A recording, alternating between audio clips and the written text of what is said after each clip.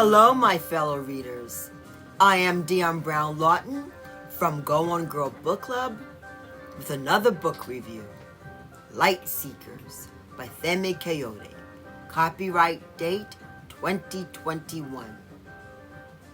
Femi Kayode studied clinical psychology during his undergraduate years at the University of Abanda and worked in advertising for over 20 years.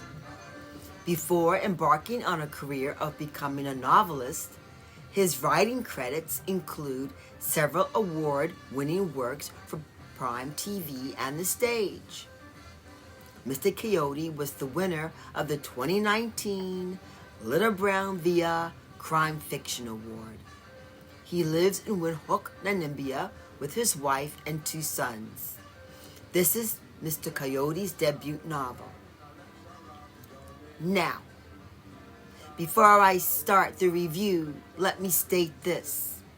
Move over John Grisham and James Patterson. A new author is in town. Nigerian author Femi Kayode. Personally, I am not a fan of psychological thrillers because they are either too technical, too detailed, or just violent. But Lightseekers?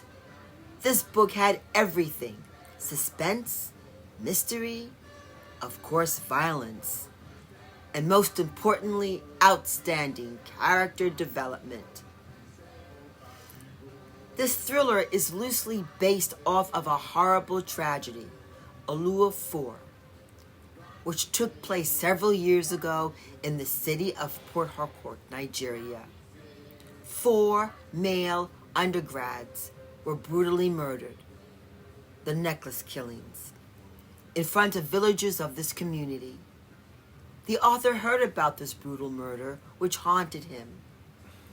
What sets this crime apart from others, it was recorded and viewed from the World Wide Web. Mr. Kayode had so many questions about this horrible incident. Why did this happen? Why would the community accept this murder and allow it to be viewed on the web? This began the author's journey into writing this thriller. Lightseekers is arranged in 3 acts.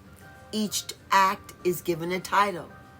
Act 1, light reflects in several directions when it bounces off a barrier. Act 2, light waves reflecting off of a parabolic barrier will converge at a focal point. Act 3, light waves change direction when they pass from one medium to another.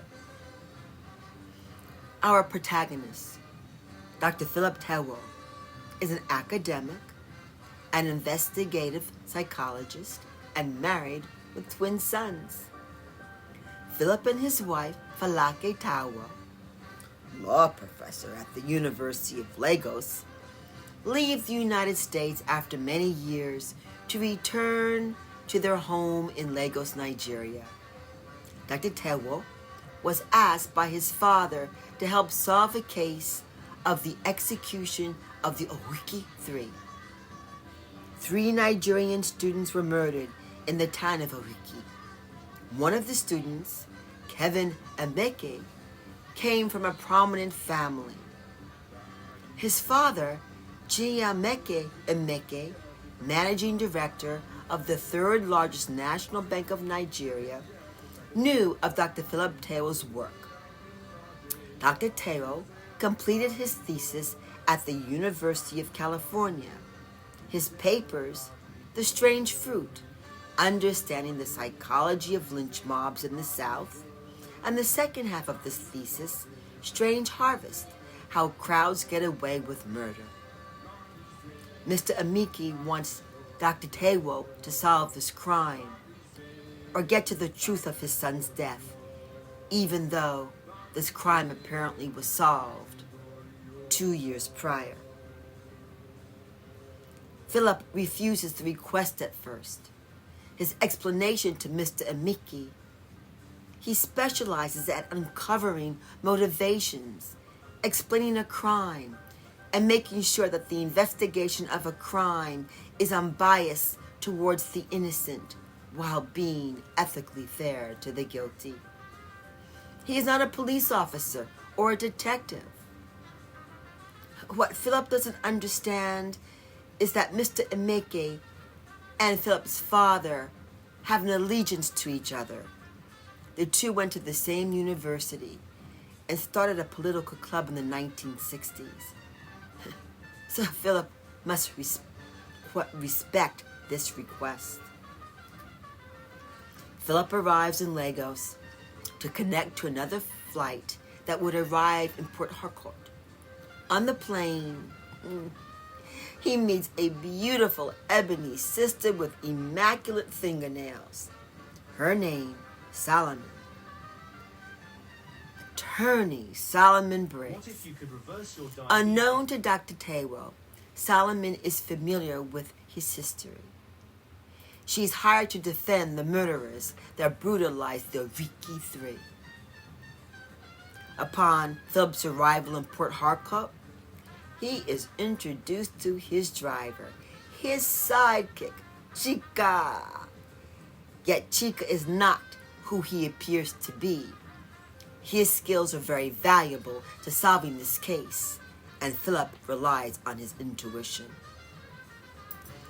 As for the town of Oriki, this township used to have one of the top 3 universities in Nigeria. Students from far and near attended this prosperous institution. The town of Oriki grew and established itself on the map.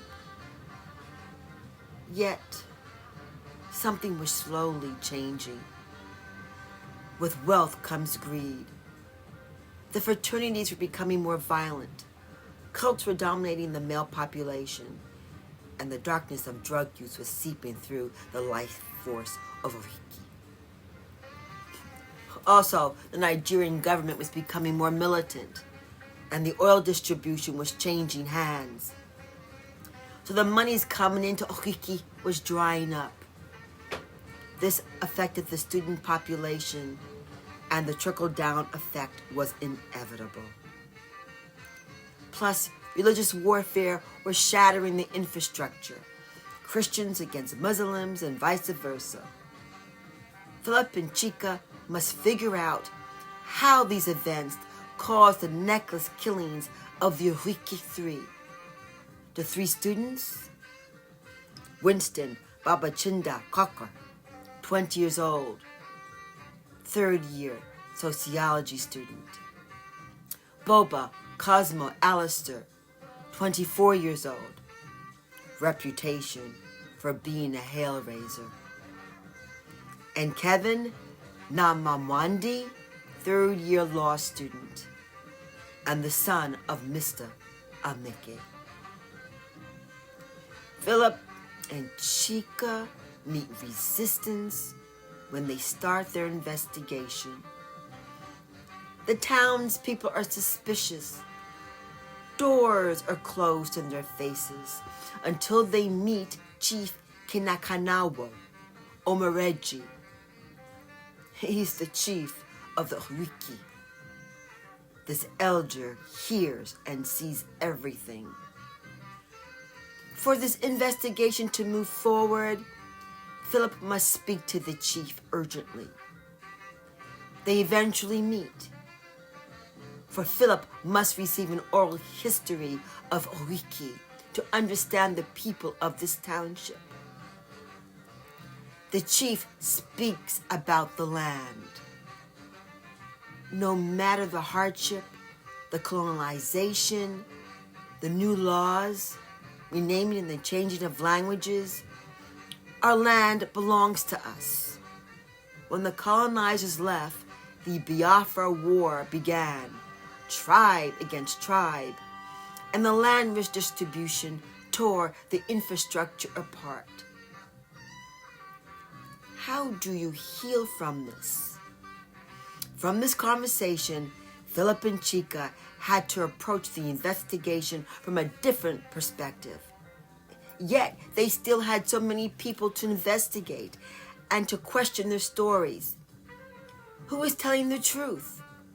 Will this investigation threaten the lives of Philip and Chica? How is Solomon involved? And is managing director Ambike, the father of one of the Eureka Three, hiding important information to the case? To enhance my reading of Lightseekers, I created a playlist. Musical Nigerian artist Fela Kunti, King Sunny Ace, female vocalist Similasila, and Babatunde Alantunji. My rating for this thriller, 4.8. Lightseekers by Femi Kayode. Until the next time, happy reading.